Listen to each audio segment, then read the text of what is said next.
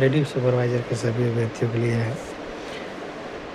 Lady supervisor को पता ही होगा कि जो स्टे लगा हुआ था नियुक्ति पे वो हट गया है और साथ में ये भी समझिए कि अब उनकी नियुक्ति प्रक्रिया शुरू हो गई है। 313 अभ्यर्थियों का जो परीक्षा फल जारी हो गया था, उनका नियुक्ति प्रक्रिया शुरू हो गया है, क्योंकि जल्द नियुक्ति मिल जाएगा। बाकी जो सीट बच जाता है और जो 444 सीट था, उसमें जो बाकी सीट जो बच जाता है, उस सीट पे भी नियुक्ति होगा। बहुत सारे अभ्यर्थी जो कोर्ट में गए हुए हैं, वहाँ पे पिटीशन बने हुए हैं, केस में चले हुए हैं। तो ये था कि बाकी जो अब फर्स्ट बेंच में केस चलेगा, मतलब जो आप समझते थे कि जो पेपर में भी ऐसा था कि पेपर में देख सकते हैं, पेपर में जो था कि जो है बाकी मामला जो सेकंड बेंच पे गया हुआ था कि ये कैंसिल किया जा सकता है, नहीं हो सकता है, तो फर्स्ट बेंच में सेकंड बेंच में फर्स्ट बेंच से सेकंड बेंच गया था। अब फर्स्ट बेंच में केस चलेगा उन अभ्यर्थियों का जो रीट पिटीशन फाइल किए हुए, मतलब पिटीशनर जो बने हुए हैं, जिनका परीक्षा फल जारी नहीं हुआ था, जिनको डीबी में बुलाया गया, परीक्षा फल जारी नहीं हुआ, इनको डीबी में बुलाया ही नहीं गया, कभी एग्ज़ाम दिए, उन लोगों में भरने के समय नहीं आया, तो उनको जो है अब आगे जो है फर्स्ट बेंच में उनका केस चलेगा। जिससे मेरे द्वारा भी बहुत सारे पिटीशनर हैं केस में जो सीट बचा हुआ है उन पे नियुक्ति की मांग कर रहे हैं, प्लस उनके साथ कुछ इनजस्टिस हुआ है उसके लिए, और तो उनका केस फर्स्ट बेंच में चलेगा।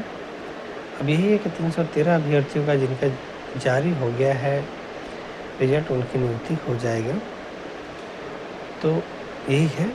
बाकी जो है अभ्यर्थी जो इसको कह रहे थे कि एकल पीठ का मतलब क्या होता है, एकल पीठ में केस चलेगा। एकल पीठ मतलब उनके जो पिटीशनर बने हुए हैं केस में, जो अपनी नियुक्ति की मांग कर रहे हैं, उनके लिए है, तो उनका केस चलेगा और उनकी नियुक्ति भी होगी। क्योंकि बहुत सारा मामला था कि सबसी का था, किसी का जो है अच्छा डीबी हो गया था, जिनका जो है डीबी बुलाया नहीं गया था, एग्ज़ाम अच्छा था गया था, यही है। बाकी जो हम लोग का चल रहा था कि किसी तरह से स्टे हटेगा, नियुक्ति प्रक्रिया शुरू होना चाहिए, उसके लिए हम लोगों ने बहुत प्रयास किया कि नियुक्ति होना है वो स्टे लग गया था, नियुक्ति बंद हो गया था, वो नियुक्ति शुरू हो गया, स्टे हट गया हम लोग का सेकेंड में जो ये है।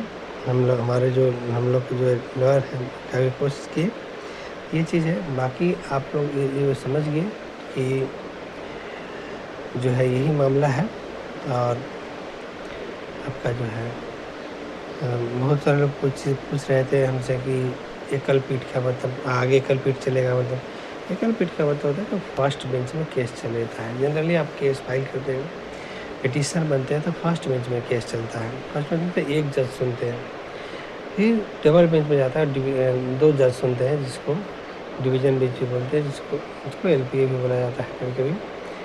तो यही मामला है। तो सभी अभ्यर्थियों का ये है कि अगर आप लेडी सुपरवाइज़र का एग्ज़ाम दिए हैं और आप चाहते हैं कि लेडी सुपरवाइज़र में आपका सिलेक्शन हो, तो आप केस में जुड़ सकते हैं, पिटीशनर बन सकते हैं। केस में पिटीशनर बन लेंगे तो आप फर्स्ट बेंच में केस चलेगा, वहाँ पे जीतेंगे तो नियुक्ति होगा। तो ये समझिए कि फर्स्ट बेंच में पिटीशनर कैसे बने, तो आपको एडमिट कार्ड, आधार कार्ड चाहिए होता है, और इसमें 6,000 रुपये केस फीस लगता है। इसमें पिटीशनर की संख्या थोड़ा कम रहने की वजह से 6,000 रुपये। 6,000 रुपये कब तक के लिए है? जब तक कि आपका केस फर्स्ट बेंच में चल रहा है, तब तक के लिए है। और फर्स्ट बेंच में अगर केस जीत जाते हैं तो आपका नियुक्ति हो जाएगा। बस यही है। बाकी अपडेट आपको मिलते रहेगा चैनल पे, और किसी तरह से आपको परेशान होने की ज़रूरत नहीं है। ज़रूर नियुक्ति होगा। उन लोगों का भी जो पिटीशन बने हुए हैं, जो पिटीशन केस में नहीं बने, बन सकते हैं। 313 अभ्यर्थियों का नियुक्ति हो जाएगा। बाकी 444 सीट था टोटल, बाकी सीट पर भी नियुक्ति होगी। पिटीशन भी बनना चाहते तो मेरा डिस्क्रिप्शन में मेरा नंबर लिखा है, व्हाट्सअप नंबर है मेरा।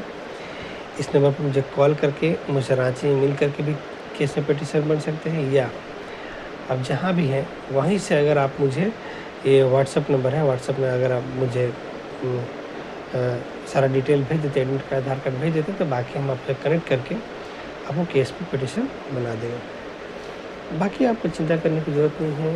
अगर लेडीज सुपरवाइज़र के अभ्यर्थी हैं तो केस में जुड़ के भी नियुक्ति ले सकते हैं। बाकी जो 13 अभ्यर्थियों की नियुक्ति होगा उनका प्रिंसिपल जारी हो जाएगा।